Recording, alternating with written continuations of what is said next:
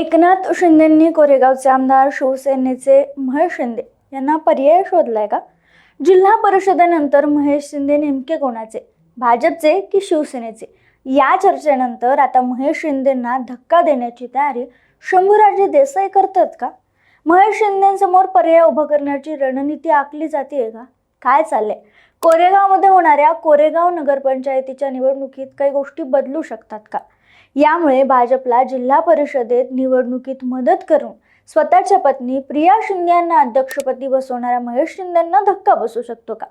या सगळ्याबद्दलच आणि ही चर्चा का सुरू झाली याबद्दलही आपण या व्हिडिओच्या माध्यमातून बोलूयात. नमस्कार, मी संजना कट्टुकटमध्ये आपलं स्वागत. आता बघा, कोरेगाव विधानसभा मतदारसंघ याचे आमदार होते शशिकांत शिंदे. मात्र 2019च्या विधानसभा निवडणुकीत भाजपमधून शिवसेनेत आलेले महेश शिंदे यांनी त्यांचा पराभव केला. हे वाक्य अधोरेखित करा. भाजपमधून शिवसेनेत आलेले महेश शिंदे.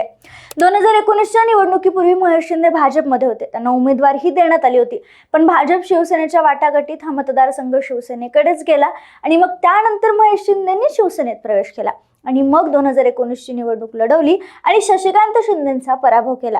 यानंतर 2024 मध्येही त्यांनी शशिकांत शिंदे यांचा पराभव करत आपली पकड कायम ठेवली. 2022 मध्ये एकनाथ शिंदे यांची शिवसेना फुटल्यानंतर त्यांना साथ देणारे महत्त्वाचे नेते होते साताऱ्यातील, ते म्हणजे महेश शिंदे. आणि म्हणूनच बक्षीस म्हणून नगरपंचायतीसाठी 20 कोटी रुपयांचा निधी मंजूर करण्यात आला होता. हा निधी कोरेगावच्या विकासासाठी आणि महेश शिंदे यांच्या राजकारणासाठी महत्त्वाचा ठरला.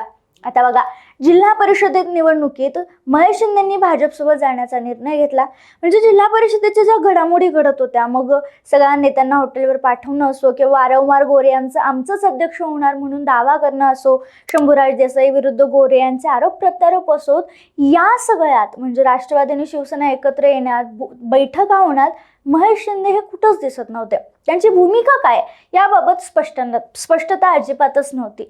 हा सगळा राडा झाला तोपर्यंतही काही कळत नव्हतं. पण त्यांच्या पत्नी प्रिया शिंदे यांच्या अध्यक्षपदावर निवड झाल्यानंतर राजकीय चर्चांना उधाण आलं आणि मग महेश शिंदे नेमके कोणाच्या बाजूने हा सवाल उपस्थित केला जाऊ लागला. त्यांच्या पाठीमागे म्हणजे हे सगळं झालं, त्यांच्या पत्नींना अध्यक्षपदावर बसवण्यासाठी महेश शिंदेंनी भाजपला मदत केली. त्यामुळे शिवसेनेचे 2 जे नेते होते, जे सदस्य होते, ते देखील भाजपसोबत गेले असंही म्हणलं गेलं.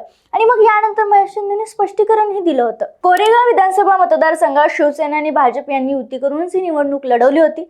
जिल्ह्यात जिथे शक्य तिथे युती करण्याचा निर्णय निवडणुकीपूर्वीच घेण्यात आला होता. त्यानुसार आम्ही कोरेगाव मतदारसंघात एकत्र लढलो आणि म्हणून जिल्हा परिषद अध्यक्ष निवडीत आम्ही भाजपसोबत राहिलो. शशिकांत शिंदे हे या प्रक्रियेतील मिठाचा खडा ठरलेत. त्यांच्याच वर्तवणुकीमुळे कालच्या सर्व घडामोडींना गालबोट लागले, अशी प्रतिक्रिया जिल्हा परिषदेत जो राडा झाला आणि महेश शिंदे यांच्यावर जेव्हा टीका केली जाऊ लागली होती तेव्हा महेश शिंदे म्हणाले होते, खरं तर खटाला अध्यक्षपद मिळालं, पण महेश शिंदे यांच्या पत्नी प्रिया शिंदे यांनी भाजपकडून सदस्यपद अर्थात ही निवडणूक लढवली होती. आता अध्यक्षपद मिळाल्यानंतर कुठेतरी याचा राजकीय फायदा महेश शिंदे यांना झाला असं म्हणलं तरी वावगं ठरणार नाही. या सगळ्या घडामोडींवर पालकमंत्री शंभूराजे देसाई आक्रमक भूमिका घेत आहेत, अजूनही प्रतिक्रिया देत आहेत. मात्र एकनाथ शिंदे यावर काही बोलत नाहीयेत. शिवाय प्रिया शिंदे यांच्या जातीच्या दाखल्यावरही प्रश्नचिन्ह उपस्थित करण्यात आलं होतं. हा दाखला बनावट असल्याच्या ही चर्चा रंगला. मात्र जिल्हा परिषद निवडणुकीत जे काय घडलं त्याची सध्या चौकशी सुरू आहे.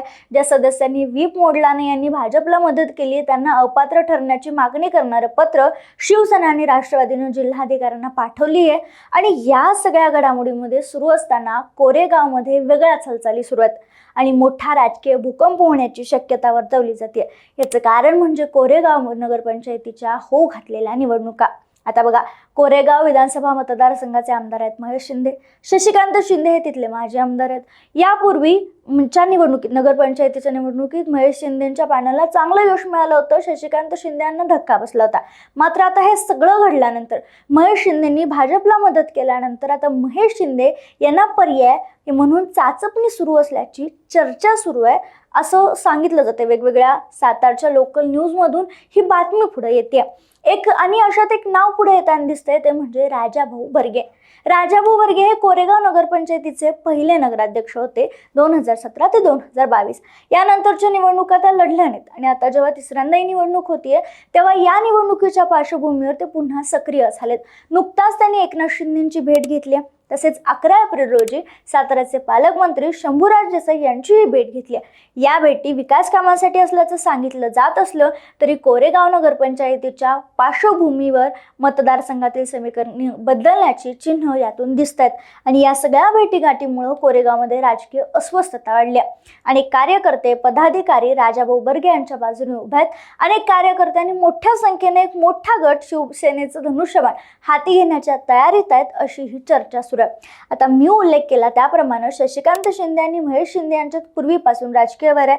अशा परिस्थितीत शंभूराज देसाई यांनी जिल्हा परिषदेत शशिकांत शिंदे यांना आपल्या बाजूला घेतलं आणि यातूनच राजकीय टीका टिप्पणी ही झाली. आता शशिकांत शिंदे यांनी ही जोरदार प्रतिक्रिया दिली आहे. मात्र या सगळ्या घडामोडींना उत्तर देण्यासाठी जिथं या सगळ्या प्रकरणात शंभूराज देसाई कुठेतरी दुखावले गेलेत आणि शंभूराज देसाई यांनी आता याचं राजकीय प्रत्युत्तर देण्यासाठी कोरेगाव मतदारसंघावर लक्ष केंद्रित केल्याचं दिसतंय.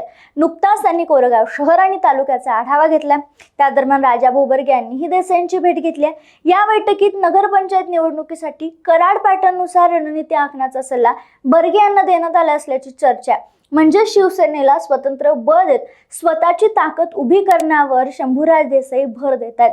शंभूराज देसाई स्वतः आता कोरेगावमध्ये लक्ष घालत असल्याचं स्पष्ट दिसतंय. त्यामुळे कोरेगावच्या राजकारणात मोठा टर्निंग पॉईंट येऊ शकतो. बर्गे गटाला वाढतं महत्त्व मिळतंय आणि देसाई यांचा वाढता हस्तक्षेप पाहता आमदार महेश शिंदे यांच्यासाठी ही धोक्याची घंटा ठरू शकते. या सगळ्या राजकीय वादाचा पुढचा अंक कोरेगाव नगरपंचायत निवडणूक ठरणार आहे असं म्हणायला हरकत नाही. आणि आता राजाभाऊ बर्गे यांच्याबद्दल बोलायचं झालं तर ते कोरेगावचे नगरपंचायतीचे पहिले नगराध्यक्ष राहिलेत. त्यानंतरच्या निवडणुकीत त्यांनी उमेदवारी दिली नव्हती. मात्र आता ते पुन्हा मैदानात उतरण्याची शक्यता वर्तवली जाते. 2022च्या निवडणुकीत शशिकांत शिंदे यांच्या पॅनलने महेश शिंदे यांच्या गटाला धक्का दिला होता. मात्र आता या ज्या घडामोडी सुरू आहेत कोरेगावमध्ये यावरून बर्गे स्वतः निवडणूक लढवणार का, मैदानात उतरणार का, महेश शिंदे यांच्या पसंतीचे उमेदवार रिंगणात उतरतील का, की शंभूराज देसाई यांच्या रणनीतीनुसार बर्गे यांच्या गटाला जास्त प्रमाणात संधी दिली जाईल, या सगळ्या प्रश्नांची उत्तरं येणाऱ्या निवडणुकीत मिळणार आहेत. आणि म्हणूनच कोरेगाव नगरपंचायतीच्या निवडणुकीत आणि कोरेगावकडे सध्या सगळ्यांचंच लक्ष आहे. महेश शिंदे यांनी जे काही जिल्हा परिषदेत केलं त्याचा वचपा काढण्यासाठी इथं शंभूराज देसाई वेगळा डाव खेळू शकतात का? तुम्हाला काय वाटतं? आम्हाला कमेंटमध्ये कळवायला विसरू नका.